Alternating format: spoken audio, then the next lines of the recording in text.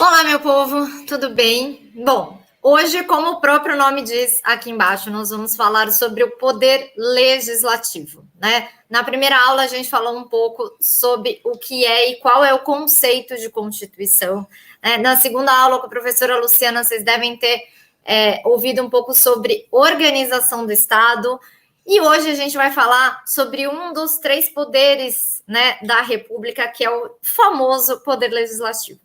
Se vocês se lembram da minha história maluca da primeira aula, eu falei para vocês que lá no momento, né, da Assembleia Constituinte, que seria aquele momento em que os habitantes da ilha, né, resolveram escrever a Constituição do novo país deles, eles falaram em algum momento que eles iriam escolher um grupo de pessoas, né, que seria responsável por fazer as regras de convivência, para fazer as obrigações, né, estabelecer regras, punições, obrigações, alguns outros direitos, né, e que no mundo real, esse grupo, né, que é responsável por criar as regras de convivência, né, regras mais específicas, né, é o que a gente chama de poder legislativo.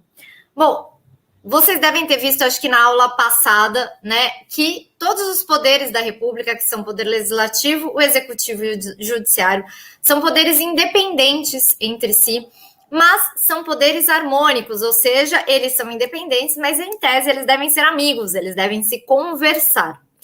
E cada um desses poderes tem o que a gente chama de função típica e função atípica. Função típica é aquilo que o poder faz para sobreviver, digamos assim, é a razão de ser dele. Então, vamos dizer que, assim, na prefeitura, a minha função típica é ser procuradora do município de São Paulo, portanto, é dar pareceres jurídicos, fazer assessoramentos, defender o município em juízo, mas pode dizer que, por exemplo, com uma função atípica como procuradora, muitas vezes é cuidar de questões administrativas. Cada um dos poderes também tem o que a gente chama de função típica e de função atípica. Função típica é basicamente a razão de ser, né, do poder. E qual é a função típica do poder legislativo? Como o próprio nome diz, legislativo vem do verbo legislar, que é o quê? Fazer as leis, né? Não é, a gente vai ver que não é só fazer as leis, né? Na próxima aula a gente vai falar um pouco sobre processo legislativo, e a gente vai ver que o poder legislativo pode alterar a Constituição, pode fazer leis, pode votar medidas provisórias, ele não é exatamente só fazer leis, né? Mas a função típica do poder legislativo, na verdade, são duas: é legislar e fiscalizar o poder executivo. Isso é uma coisa que pouca gente sabe, né? Mas o poder legislativo não está lá só para fazer leis, ele também deve fiscalizar o poder executivo. Hoje, especificamente, a gente vai falar mais sobre o poder legislativo da União, do governo federal, né? Que é o chamado Congresso Nacional, porque ele que está mais disciplinado na Constituição, a Constituição fala longamente sobre o Congresso Nacional, e aí a gente vai ver que muitas regras, né, do Poder Legislativo da União, que é o Congresso Nacional, também se aplicam aos poderes legislativos dos estados e dos municípios. Então, guardem, né, que o Poder Legislativo tem como função principal legislar, o que principalmente é fazer as leis, né, e guardem que fazer a lei o que é uma lei? A lei é uma forma de se regulamentar com mais detalhe tudo que está na Constituição. Então, o fundamento, como eu falei para vocês na última aula, o fundamento básico de todas as leis e de todas as normas jurídicas é a Constituição. Então, o Poder Legislativo pega ali o que está disciplinado na Constituição, que é a nossa norma máxima, que é quem manda em todo mundo, e cria leis para regulamentar de maneira mais detalhada o que está na Constituição, certo? Então, vamos falar um pouquinho, depois na aula de processo legislativo a gente vai falar melhor sobre leis, sobre emenda à Constituição, etc., mas vamos falar primeiro quem é o Poder Legislativo. Bom, o Poder Legislativo da União, como eu disse para vocês, é o Congresso Nacional. Se vocês tiverem curiosidade de dar uma lida, né, na parte da Constituição que fala sobre o Congresso Nacional, começa lá no artigo 44, né? Então, sempre que a gente fala de poder legislativo da União, do poder legislativo federal, a gente lembra do Congresso Nacional. O Congresso Nacional é uma instituição que a gente chama de bicameral. Por quê? Porque ela tem duas casas, né? Então, o Congresso Nacional ele é composto pela Câmara dos Deputados e pelo Senado Federal. Se vocês lembrarem daquele prédio do Congresso Nacional, né, lá em Brasília, né, que são aquelas duas torres e o famoso prato para cima e o prato para baixo, acho que está ficando ao contrário aqui, mas, né, deu para entender aquela famosa imagem que aparece sempre de Brasília, aquilo é o Congresso Nacional. E qual é a diferença, né? Qual é a diferença entre a Câmara dos Deputados e o Senado Federal, né? Já que a gente tem duas casas, elas fazem exatamente a mesma coisa? Não. Na verdade, elas têm funções diferentes. Então, primeiro, vamos falar sobre a Câmara dos Deputados. A Câmara dos Deputados, o que a gente chama de representante do povo, ou seja, a Câmara dos Deputados, os deputados federais que compõem a Câmara dos Deputados, eles são representantes da população de cada estado. Então, voltando para o meu exemplo maluco daquela ilha lá, que se fundou um país novo, eu contei para vocês que na minha ilha eles tinham dividido a ilha em 4 regiões, a região 1, 2, 3 e 4, para facilitar. E vamos imaginar que na região 1 tinha 300 habitantes, na região 2 tinha 100 habitantes, na região 3 tinha 400 habitantes e na região 4 tinha 200 habitantes. E aí eles resolvem, são 1.000 pessoas, eles resolvem, por exemplo, pensar que eles vão constituir, como se fosse a Câmara dos Deputados deles, um número de deputados que seja proporcional ao número de habitantes, tá? Então, no meu exemplo, aconteceria o seguinte, se na região 1 tem 300 habitantes e eles estipularam que no máximo existiriam 10 representantes do povo na Câmara dos Deputados, então a região 1 indicaria 3 representantes, a região 2, 1 representante, a região 3, 4 representantes e a região 4, 2 representantes. Então, aqui no Brasil é a mesma coisa, a gente tem 27 estados, mais o Distrito Federal, e na Câmara dos Deputados a gente tem o número de deputados proporcional ao número da população do estado, tá? Então, os estados que são mais populosos têm um maior número de deputados federais e os estados que são menos populosos, a gente tem um menor número de deputados federais. Por quê? Porque o número de deputados federais é proporcional à população dos estados, né? Isso, por exemplo, faz, com que São Paulo tenha a maior bancada, né, dos deputados federais. Então, guardem que a Câmara dos Deputados é representante do povo, é representante da população, ou seja, se o estado ele é mais populoso, ele vai ter mais deputados. Se o estado é menos populoso, ele vai ter menos deputados federais. A Constituição fala que existe um número mínimo e um número máximo de deputados por estado. O mínimo é de 8 e o máximo é de 70, tá? Uma coisa interessante é que os deputados federais são eleitos pelo que a gente chama de sistema proporcional, ou seja, né, a gente, toda vez que vota num deputado federal, o voto não vai diretamente para ele, né? Vai para o partido, e aí o partido que tiver o maior número de votos vai lá pegar, ver quantos votos o partido teve, e aí sim ele vai escolher dentro do partido aqueles deputados que foram mais votados, e são eles que vão compor a representação daquele estado. Por isso que é muito comum a gente ver sempre aquela manchete em época de eleição, tal deputado ganhou, teve um número absurdo de votos e elegeu mais 3, mais 4. Fala, mas ninguém votou nele. Sim, porque o voto é contabilizado primeiro para o partido e depois o partido divide entre os deputados que foram mais votados. Então, lembrem-se, sempre que vocês forem votar para deputado federal, lembrem de ver qual é o partido dele, porque o seu voto não está indo só para o deputado, está indo para o partido também. E se você não gostar dos outros deputados do partido, pode ser que o seu voto acabe elegendo algum outro deputado daquele partido, certo? Para ser deputado federal, a idade mínima é de 21 anos. Já do outro lado, eu disse que o Congresso Nacional tinha 2 casas, de um lado a Câmara, do outro o Senado. Do outro lado, a gente tem o Senado Federal.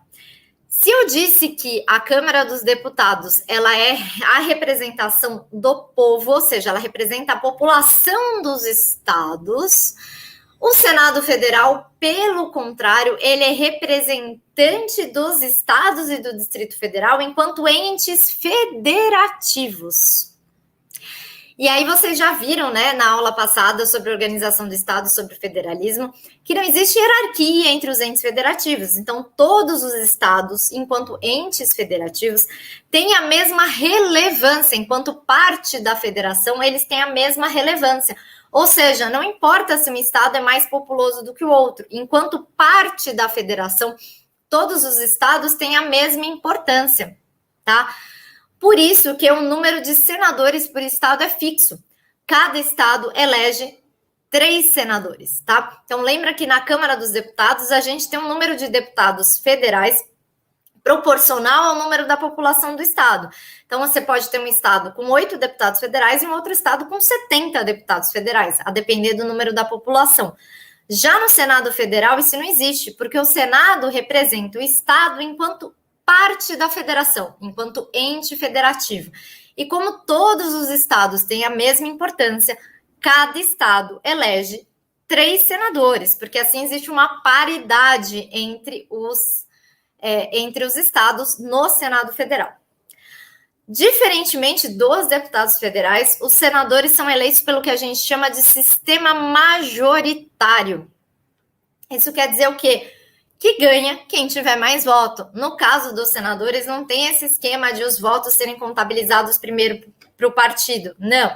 Nesse caso, a gente elege o senador e o voto vai só para ele. Então, é eleito quem tem mais de 50% dos votos, né? Quem ganhou mais, quem teve mais votos, não é necessariamente 50%, que a gente não sempre elege, né? É quem teve mais votos, né? Mais 50% é para a eleição de presidente. Então, ganha, né? Ganha o senador que tiver mais votos, ou seja, né, sistema majoritário quer dizer que o voto vai direto para a pessoa e ganha quem tiver a maior quantidade de votos. Diferentemente, né, de todos os outros mandatos políticos, em regra, tá? A regra de todo mandato de prefeito, de governador, de deputado federal, estadual, de presidente, de vereador, etc. O mandato base é de 4 anos, tá? Com exceção dos senadores. Os senadores têm mandato de 8 anos, tá? E aí, a mudança do Senado nunca acontece toda de uma vez. Primeiro, se renova o Senado de 1 e 2/3. Então, em 4 anos, né? Depois, em 4 anos, se renova 1/3 do Senado e depois 2/3 do Senado. Isso acontece, ou seja, né? Numa eleição a gente vota em 1 senador, na eleição seguinte a gente vota em 2 senadores. O que isso significa? Que nunca vai poder ter uma renovação por completo numa eleição do Senado Federal. E aí vocês devem estar perguntando, mas por que isso, né? O Senado, na sua origem, quando nasceu a ideia do Senado Federal, era para ser uma casa de pessoas mais experientes, mais que tivessem um conhecimento maior e que tivessem lá para garantir uma maior estabilidade, tranquilidade das coisas, que não estivessem tão sujeitos à pressão popular, que tivessem mais experiência. Então, portanto, a intenção é que o Senado seja uma casa de contenção dos impulsos, né, políticos e populares, que seja uma casa de pessoas mais experientes. E, portanto, seria interessante que não se renovasse o Senado por completo, para que sempre houvesse ali senadores mais experientes, pessoas que estão ali para aconselhar melhor o que está acontecendo no Congresso Nacional. Isso tanto reflete até hoje que a idade mínima para ser senador é de 35 anos, ou seja, exige que seja uma pessoa que tenha um pouco mais de vivência, um pouco mais de experiência, né? Dizem que tanto que essa ideia de o plenário da Câmara dos Deputados está embaixo do prato para cima, que a Câmara que ouve, né, todos os reclamos populares, porque ela é representante do povo, e o Senado é o prato para baixo, que em tese é para apaziguar né, todos aqueles impulsos e todos aqueles pedidos que é para ser uma casa mais experiente, que coloque um pouco mais de tranquilidade, né? Então, lembrem-se disso. A Câmara dos Deputados, ela é representante do povo, Senado Federal, representante dos estados enquanto entes federativos. A gente vai ver que no Senado Federal, no processo legislativo, o Senado e a Câmara ambos participam do processo legislativo, de como se fazem as leis, de como é alterada a Constituição, e alguns têm algumas competências diferentes. Bom, visto isso, a gente já entendeu quem é o Congresso Nacional. O Congresso Nacional é a soma da Câmara dos Deputados com o Senado Federal. Toda vez que a gente ouvir a palavra, que isso é interessante, né? O Congresso Nacional tem o que a gente chama de legislatura, que é o período de 4 anos que coincide com o mandato dos deputados federais e com uma parte do mandato dos senadores. Então, sempre que a gente vai falar assim, e vocês vão ver que, se vocês tiverem curiosidade de ler a Constituição, né? Em alguns momentos vão falar, olha, né, não pode apresentar esse projeto nesta legislatura, então a legislatura, saibam que é o período de 4 anos. O período de funcionamento do Congresso Nacional dentro de 1 ano é chamado de sessão legislativa. E a nossa Constituição, lembra que eu disse para vocês que é uma Constituição que veio depois da ditadura, né? Então é uma Constituição que tem um pouco de trauma de se voltar a um regime autoritário, né? Então ela quis garantir algumas coisas, inclusive a nossa Constituição disse qual é o período de funcionamento do Congresso Nacional, que vai de 2 de fevereiro a 17 de julho e de 1º de agosto a 22 de dezembro. Então, esse período compreendido, né, nessa época é chamado de sessão legislativa. Então, vejam que tem até aí já definidos os períodos de funcionamento do Congresso Nacional e os períodos de recesso, né? A Constituição quis garantir que não viria nenhuma lei ou nada posteriormente, por exemplo, impedindo ou alterando o funcionamento do Congresso Nacional. Em regra, todas as deliberações, toda vez que o Congresso Nacional delibera sobre algum assunto, né, o Congresso Nacional, as votações, isso a gente vai ver melhor no processo legislativo, elas são tomadas por maioria de votos, ou seja, a maioria das pessoas que estão lá, a maioria dos presentes. Mas, em regra, só se inicia uma votação se houver maioria absoluta dos membros. Isso quer dizer o quê? Né? Se a metade mais um dos membros total estiver presente, pode-se iniciar uma votação, e essa votação, né, para ser aprovada, precisa de maioria dos presentes. Mas calma que a gente vai falar melhor isso quando a gente falar de processo legislativo, porque a gente vai ver o que a gente chama de quórum de aprovação para cada uma das coisas. É interessante falar, vocês darem uma olhada, lá no artigo 50 da Constituição, que ela fala uma coisa interessante, fala que tanto a Câmara dos Deputados quanto o Senado Federal, ou qualquer das comissões de cada casa, poderá convocar ministros de Estado, ou titulares, ou qualquer, enfim, titulares de órgãos do Poder Executivo Federal, né, ligados à presidência da República. Eles poderão convocar essas pessoas para prestar esclarecimentos perante a casa, perante a Câmara ou perante o Senado. O que é isso? Isso, lembra que eu falei para vocês que uma das funções típicas, né, do Poder Legislativo é fiscalizar o Poder Executivo, e no caso do Poder Legislativo da União, ele fiscaliza o Poder Executivo Federal, que é formado pelo Presidente da República e pelos ministros, né? Então, por esse poder de fiscalização, o Congresso Nacional, cada uma das suas casas, pode convocar ministros ou agentes públicos para prestar esclarecimentos, ou seja, uma forma de garantir que o Congresso Nacional possa fiscalizar, né, o Poder Executivo. Eu vou aqui compartilhar agora com vocês uma coisa que é interessante vocês darem uma olhada. Não é essa parte que eu queria. Aqui. Vamos falar um pouco sobre algumas competências privativas da Câmara e do Senado. Aqui no artigo 51, né, a gente já viu que a competência principal do Poder Executivo é fazer o quê? Né? É fazer leis, alterar a Constituição ou fiscalizar o Poder Executivo. Mas aqui, a nossa Constituição fala de alguns poderes específicos, tá? tanto da Câmara quanto do Senado Federal. E aqui no artigo 51 a gente tem uma competência interessante, que é a de autorizar, por exemplo, da Câmara, aqui ó, 51, autorizar por 2/3 dos seus membros a instauração de processo contra o presidente, o vice-presidente da República e os ministros de Estado. O que é isso? Não sei se vocês lembram, né? Mas recentemente a gente teve 2 casos de impeachment, né? No Brasil.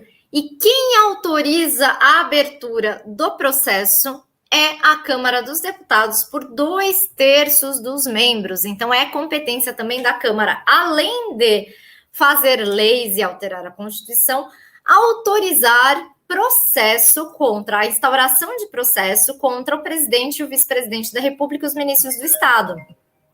E, detalhe,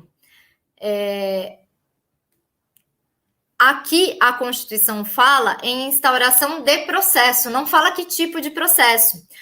Lembrando que a gente conhece por impeachment o que a gente chama de crime de responsabilidade, tá? E aí, quando a Constituição fala crime de responsabilidade, que não está no Código Penal, não é crime que dá cana, é crime que dá impeachment, tá? Que faz com que a pessoa perca o cargo, tá? Já quando a Constituição fala em crimes de infração penal comum, são aqueles crimes que a gente lê lá, é crime como a gente conhece, que está lá no Código Penal. E cabe à Câmara dos Deputados autorizar por 2/3 dos seus membros, tanto processos de crime de responsabilidade, que é o impeachment, contra processos criminais. A diferença vai ser, por exemplo, é quem julga, tá? A autorização é sempre pela Câmara dos Deputados. Já vocês forem ver no artigo 52, quem julga, quem processa e julga o vice-presidente da República nos crimes de presidente, o presidente e o vice nos crimes de responsabilidade, crimes de responsabilidade, leiam, impeachment, é o Senado Federal, tá? Outra competência também, vocês vejam aqui que não é só, por exemplo, contra o presidente e o vice-presidente da República. A nossa Constituição também fala no artigo 52 que é competência do Senado Federal processar e julgar os ministros do STF, os membros do Conselho Nacional de Justiça e mais um monte de gente por aí.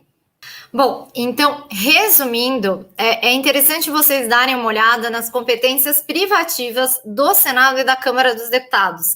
Se a gente for pegar, por exemplo, como base o processo de impeachment, impeachment é aquele processo por crime de responsabilidade, que, como eu já disse para vocês, é aquele crime que não é bem um crime, né? Ele é uma infração político-administrativa, que tem uma lei própria, e quando existe um crime de responsabilidade, se dá início a um processo de impeachment. Então, pegando, por exemplo, o processo de impeachment que a gente acompanhou, né, recentemente, né, na história recente do país por 2 vezes, a Câmara dos Deputados autoriza o processo de impeachment do presidente e do vice e de outras pessoas, e o Senado Federal processa e julga, ou seja, a Câmara dos Deputados autoriza o processo e o Senado Federal julga. No caso de infração comum, a Câmara dos Deputados autoriza e quem julga é o Supremo Tribunal Federal, tá? Bom, então essas, dentre as competências privativas, e por que o nome privativa, né? São competências que são exclusivas, tanto da Câmara dos Deputados quanto do Senado Federal. Quando a gente estudar processo legislativo, vocês vão ver que tanto a Câmara quanto o Senado têm funções muito parecidas, né, no processo legislativo, mas nesse caso aqui, são competências, são atribuições, são funções que são exclusivas ou da Câmara ou do Senado. Por isso, vale dar uma olhada nesses artigos da Constituição.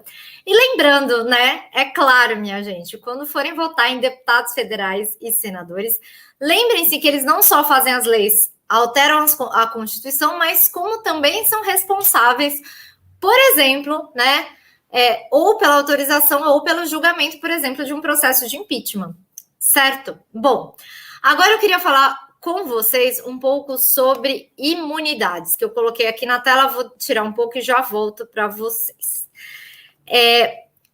Os deputados federais e os senadores, né, e eu vou chamar aqui de uma maneira geral como congressistas, né, que são os membros do Congresso Nacional, eles têm o que a gente costuma chamar de imunidade. E aí pode ser tanto imunidade material quanto imunidade formal.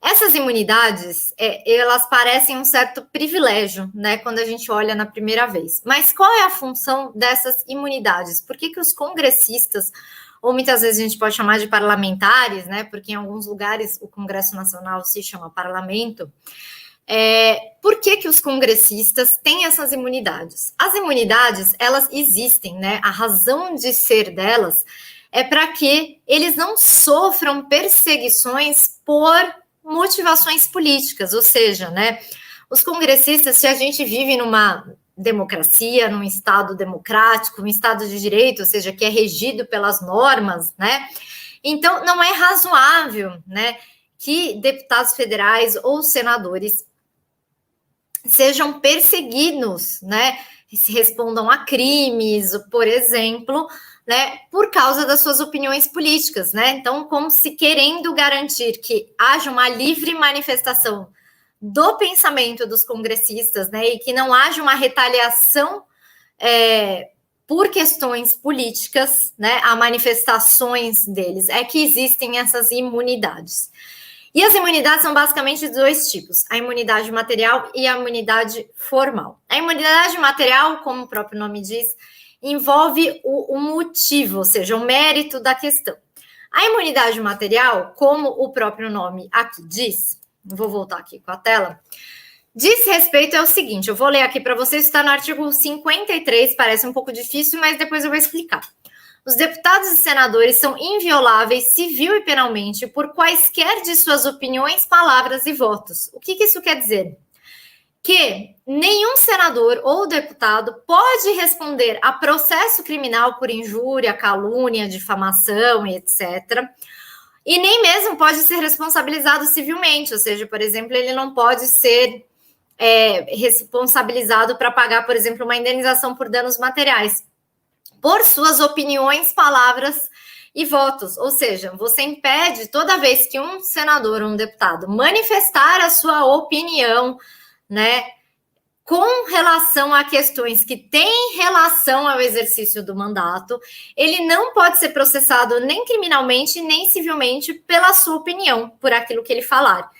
Essa é uma forma de tentar evitar uma perseguição política, ou seja, evitar que, por exemplo, um congressista responda, por exemplo, a crime de calúnia por uma opinião política, né, por uma opinião que ele manifestou. Mas cuidado que essa imunidade não é para tudo da vida do congressista, tá? É apenas para aquelas opiniões, palavras e votos que tenham relação com o exercício do mandato parlamentar, ou seja, né, se ele xingar a vizinha dele, né, numa briga que não tem nada a ver com o exercício do mandato, ele pode ser, sim, responsabilizado civil e penalmente.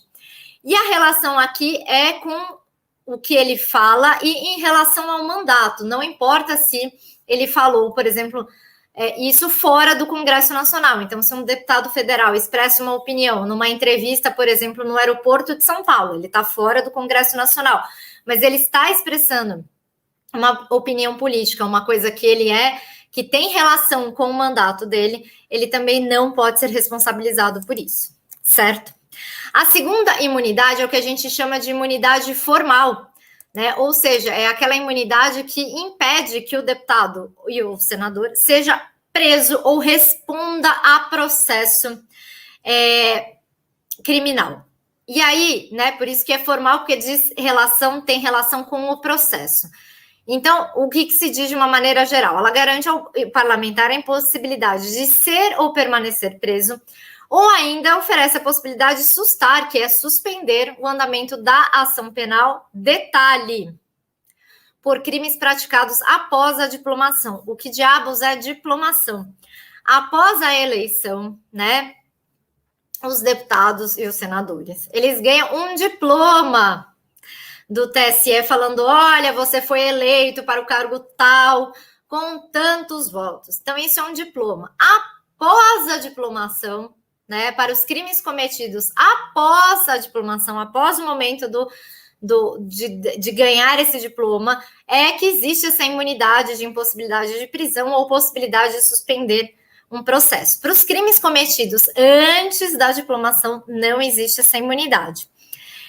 Então, vamos ver basicamente, porque a imunidade formal se divide em dois tipos: imunidade para prisão ou para andamento de processo. A regra na prisão é impossibilidade, ou seja, após a diplomação, o congressista não pode ser preso. Mas no direito toda regra tem uma exceção, certo? Então ele pode ser preso em flagrante de crime inafiançável, ou seja, crime que não cabe fiança. E mesmo assim, a prisão será submetida à análise da Casa Legislativa, se ele for deputado federal, à Câmara, se for senador, ao Senado, que vai poder relaxar a prisão. Né, se achar, por exemplo, que a prisão foi indevida ou foi uma forma de perseguir, né, politicamente o deputado ou o senador. Já para o andamento de processos criminais, também existe uma imunidade, como eu disse. E aí, de novo, para crimes praticados antes da diplomação, não existe imunidade. Então, se ele estava, o deputado ou o senador estava respondendo a um crime antes da diplomação, ele continua respondendo ao processo criminal sem problema nenhum. Para crimes praticados depois da diplomação, aí sim existe imunidade, e essa imunidade consiste na possibilidade da Casa, Câmara ou Senado suspender o processo criminal que volta a correr depois que ele perder o mandato. Mas lembrem-se, a suspensão não é automática, tá? Precisa de uma deliberação da respectiva casa. Então, se for deputado federal, a Câmara; se for senador, o Senado. Certo? Por fim, aqui pode entrar também como uma certa, não é uma imunidade, né? Mas é um tipo, é o que a gente chama de prerrogativa, é a chamada prerrogativa de foro em razão da função, né? Que é basicamente o que a gente conhece aí na imprensa como foro privilegiado, que quer dizer que nas infrações comuns, ou seja, né, nos crimes, os congressistas serão processados e julgados perante o Supremo Tribunal Federal, tá? Então, isso é o que a gente chama de foro privilegiado. Também a ideia dessa prerrogativa de foro em razão da função é que, né, como é muito grave, né, pode ser muito grave se processar um congressista, porque isso pode envolver, né, uma perseguição política, seria necessário que um tribunal, né, que tem mais estabilidade, que está mais blindado a pressões, julgasse o congressista. Essa é a ideia da prerrogativa de foro, e aí depois a gente discute se isso ainda faz sentido hoje ou não, mas saibam que a ideia é essa. E por fim, para acabar o poder legislativo, vamos falar do tema da moda, bem rápido, que eu já estourei o tempo da aula de novo. A famosa CPI, Comissão Parlamentar de Inquérito, né? Lembra que eu falei para vocês que o Poder Legislativo tinha uma função fiscalizatória, ou seja, ele pode fiscalizar o Poder Executivo, né? E uma forma disso é constituindo a chamada Comissão Parlamentar de Inquérito, né? Coisas que são importantes saber da famosa CPI. A CPI é o que se chama de direito das minorias. Por quê? Porque para a CPI ser instaurada, ela depende apenas do voto de 1/3 dos deputados, dos senadores ou dos dois juntos. Por isso que existe CPI da Câmara, CPI do Senado ou CPI mista, que envolve deputado e senador. Então, como precisa só de 1/3, né, e é um número que é menor que a metade, se entende, né, que a CPI é um direito da minoria, porque apenas é necessário o voto de 1/3 ou dos deputados ou dos senadores, ou de ambos, para se formar uma CPI. A CPI tem alguns poderes de investigação que são próprios de autoridade judicial, tá? Isso é uma história muito longa, mas sabem com algumas coisas, né? A CPI pode agir como se ela fosse um juiz, né? E uma coisa interessante é que a CPI tem que investigar fato certo, fato determinado e por prazo certo, ou seja, ela não pode sair investigando qualquer coisa. Não, vou investigar por aí se houve alguma irregularidade. Não. A CPI tem que investigar fato determinado. Isso tem que ser E essas questões, por exemplo, podem ser todas controladas pelo STF, porque o STF é o guardião da Constituição. Então, tem que ter fato determinado e tem que ter um prazo certo. Após o fim da CPI, a CPI vai encaminhar as suas conclusões ao Ministério Público, que vai analisar se há motivo para ingresso de alguma ação penal contra as pessoas investigadas. Bom, falei aqui para vocês, isso basicamente foi uma passada muito rápida sobre algumas questões importantes do Poder Legislativo. E agora, só para que vocês saibam, eu falei para vocês que o Poder Legislativo da União era o Congresso Nacional, que ele é bicameral, porque ele é formado por duas casas, né? Então, é só lembrando que o Poder Legislativo nos estados, no Distrito Federal e nos municípios é unicameral, ou seja, só existe uma casa. Por quê? Lembram-se que o Senado Federal ele existe para representar os entes da federação. Os entes da federação já estão representados na União. Em cada estado não há sentido ter um novo representante de entes da federação. Então, a gente tem apenas o que seria o correspondente à Câmara dos Deputados. E claro que, para complicar, cada poder legislativo tem um nome diferente. Então, o Poder Legislativo dos estados se chama Assembleia Legislativa, os seus componentes são os deputados estaduais. No Distrito Federal, o Poder Legislativo se chama Câmara Legislativa e os seus componentes são os deputados distritais. E nos municípios, o Poder Legislativo é a Câmara Municipal, que é composta por vereadores. Bom, gente, é isso, né? Tivemos assim, né? Demos uma olhada muito rápida por cima das principais questões sobre o Poder Legislativo. E na próxima aula a gente volta falando sobre o processo legislativo, que é a famosa pergunta como as leis são feitas. Até a próxima.